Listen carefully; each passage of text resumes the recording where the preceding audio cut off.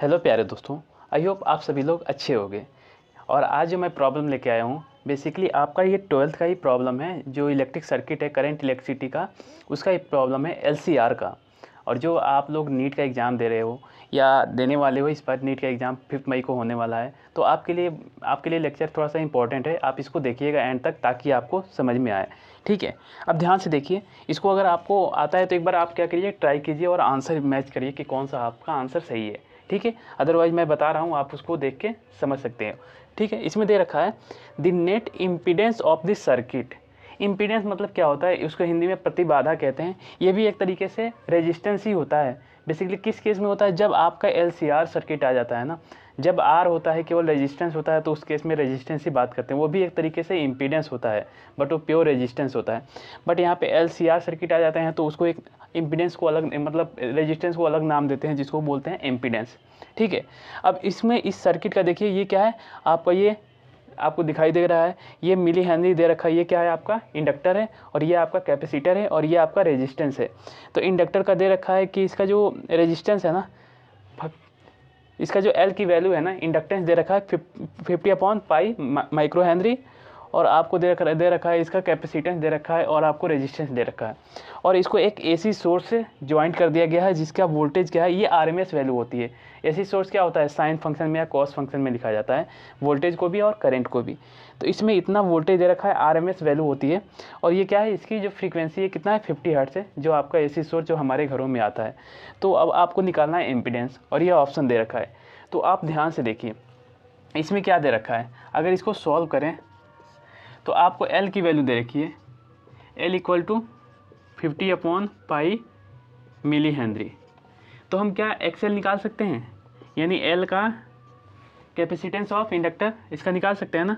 यानी resistance of inductor क्या होता है, एक्सएल क्या होता है, ओमेगा एल होता है। और ओमेगा को हम लिख सकते हैं 2 pi into F into L, लिख सकते हैं ना।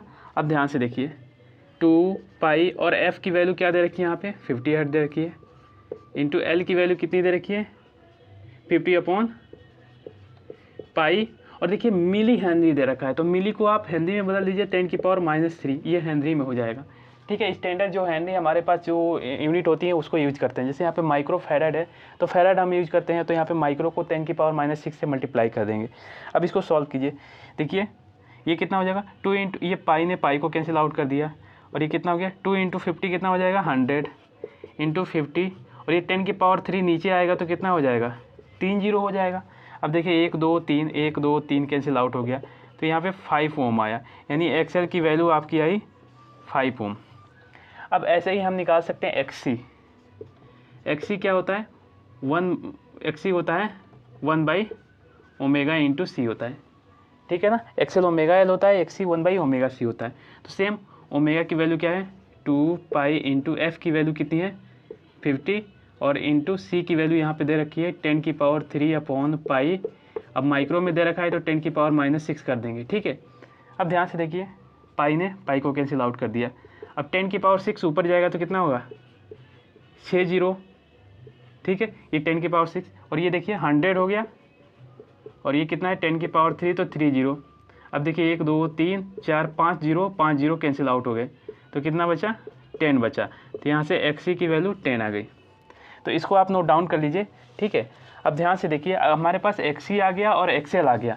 जब एक्ससी और एक्सएल आ गया तो हमें क्या निकालना है, हमें जेड निकालना है। तो आपको एक्सएल कितना है, 5 ओम, और एक्ससी 10 ओम आपको पता है। ठीक है, तो हमें जेड की वैल्यू होती है। इम्पीडेंस क्या होता है आप जानते हो, इम्पीडेंस किसी सर्किट का क्या होता है, अगर एलसीआर सर्किट है तो स्क्वायर रूट में क्या होता है, R² प्लस एक्सएल माइनस एक्ससी का होल स्क्वायर। ये हमारे पास इम्पीडेंस का फॉर्मूला होता है। तो रख दीजिए, आपकी आर की वैल्यू कितनी दे रखी है, 10 ओम दे रखी है, तो 10 का square plus XL minus एक्ससी। XL की वैल्यू 5 है और एक्ससी की वैल्यू 10 है, तो 5 माइनस 10 का होल स्क्वायर। तो ये कितना हो जाएगा, ये आपका 100 हो जाएगा, और ये आपका कितना हो जाएगा, -5 का स्क्वायर क्या हो जाएगा, +25 हो जाएगा।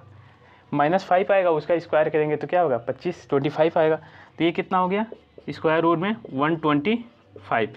तो ये जेड की वैल्यू आई। तो यहाँ से जेड क्या लिख सकते हैं, √25 को 25 × 5 लिख सकते हैं।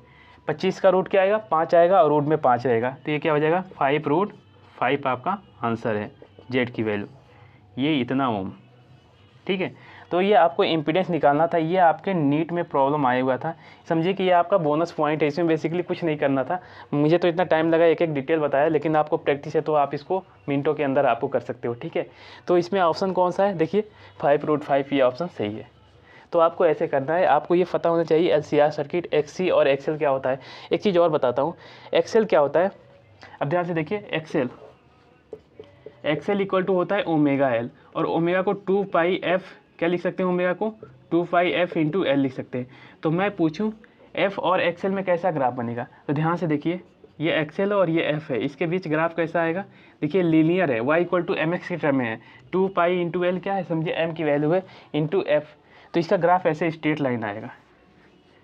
ठीक है, सेम ऐसे XC और ओमेगा C इसमें कैसे आएगा, देखिए ये डिनोमिनेटर में यहाँ पे फ्रीक्वेंसी आ रही है, तो इसके बीच कैसे बनेगा, ये अगर XC है और ये F है, तो इसके बीच ऐसे रेक्टेंगुलर हाइपरबोला टाइप ग्राफ बनेगा। तो इसको आपको पता होना चाहिए। ठीक है, तो इसको नोट डाउन कर लीजिए इस क्वेश्चन को। आई होप आपको ये लेक्चर अच्छा लगा होगा। तो अगर ये वीडियो अच्छी लगी तो आप अपने दोस्तों और साथियों को भी शेयर कीजिए, और इस चैनल से जुड़ जाइए, क्योंकि इस चैनल पे डेली आपको नए नए अपडेट आपको आते रहेंगे, और बढ़िया आपको बहुत ही अच्छा कॉन्सेप्ट भी सीखने को मिलेगा। तो आप इस चैनल पे बने रहिए और अपने दोस्तों और साथियों को भी शेयर कर दीजिए। अगर नए हो इस चैनल पे तो इसको लाइक और सब्सक्राइब भी कर दीजिए। और चलिए नेक्स्ट वीडियो में मिलते हैं, नेक्स्ट लेक्चर में। तब तक आप हंसते रहिए, मुस्कुराते रहिए और पढ़ाई करते रहिए। Thank you for watching this video.